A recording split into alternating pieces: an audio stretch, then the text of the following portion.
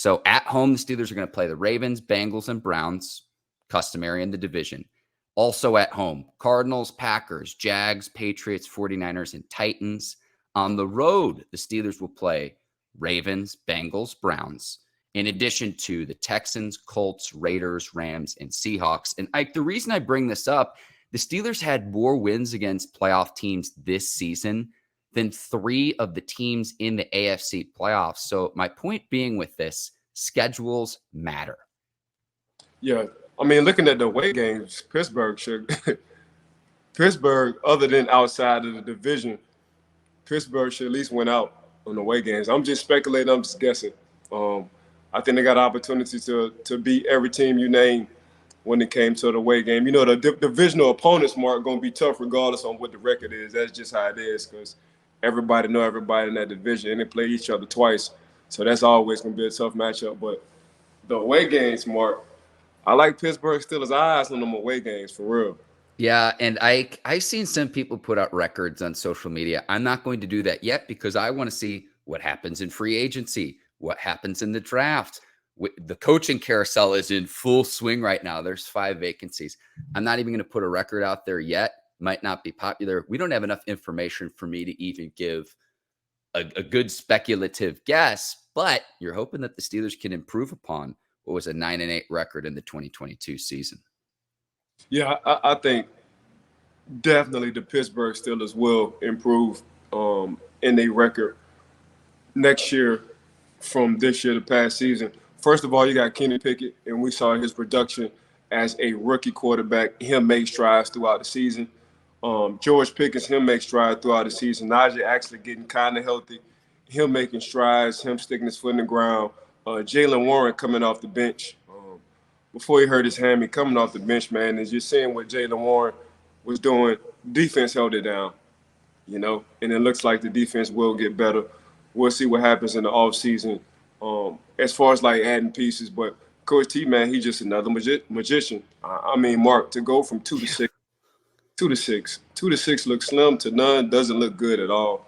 To 9-8 says a lot. So, yeah, this was a rebuilding year. Regardless on how people want to look at it. They rebuilt, but they rebuilt during the season.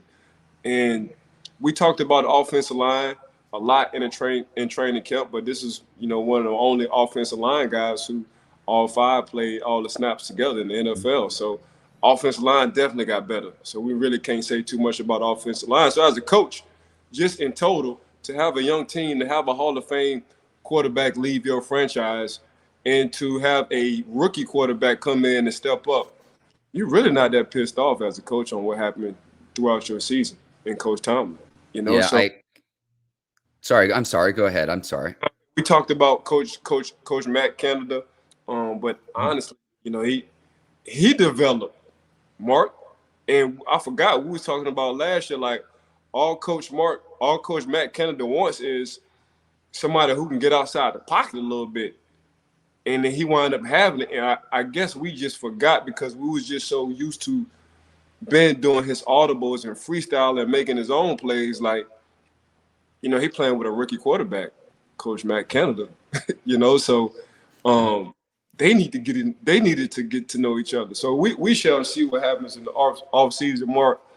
But I mean, where Pittsburgh was at the beginning of the year, Mark, to how they ended. I mean, and looking at their roster and seeing how many young guys they had playing, you can't be mad. Yeah, I've got 3 thoughts, and we will go to what Yins think after. 3 thoughts with this. At this point, personally, I would be surprised if Matt Canada is not brought back for 2023. I just think enough time's gone on. However you feel about it, we'll see. It could happen, but if you were going to make that change, to me, would have happened immediately after the offseason, but we'll see with that. That could obviously change. That's just my personal opinion. 2 other things. Let's mention how schedules matter. The record on the front half of the season, we said looking at the Steelers' 2022 schedule, that was going to be more difficult on the front end than the back end. We said that from the get-go when we were talking a year ago when we knew, okay, here are the dates of when the Steelers will play their opponents. And then number 3, you talk about a young offense where, and I've said it before, Deontay Johnson is 26 years old, and he's like the elder statesman. A lot of times in the league, it's, oh, this team's getting older. They need to get some fresh blood in there. Getting older is actually just going to benefit this offense because they are very, very, very young. And that's why you see the growth and the development and the improvement throughout the course of the season, because they're still getting that valuable experience of what it means to be an NFL athlete. Yeah, I mean, you hit it. Being old in the NFL or being a veteran in the NFL is a good thing. That means you're seasoned real well. You know exactly what you need to do, and you know how to be a professional. So there's nothing wrong with being called old or being a veteran in the NFL. That's a great thing. That's a great thing to have as a coach. That's a great thing on the personal side as a professional. That's a great thing to just be in the league and to have that kind of status. You know, when you're in the league and somebody call you a vet, that's a pretty damn good status. That means you know what to do at all times. You're very professional at all times. You know how the business is ran. You know what you need to do on and off the field. So, you know, yeah, and Deontay is a vet now at 26 years old. I mean, historically, you know, Cam Hayward is the ultimate veteran guy on that football team.